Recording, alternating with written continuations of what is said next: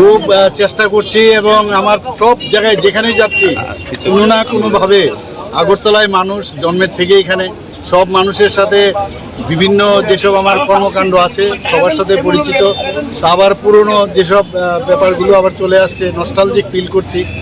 তো শুধু ভোটের জন্য না, ওদের সাথে আবার পরিচয় হওয়ার সুবাদে খুবই ভালো লাগছে।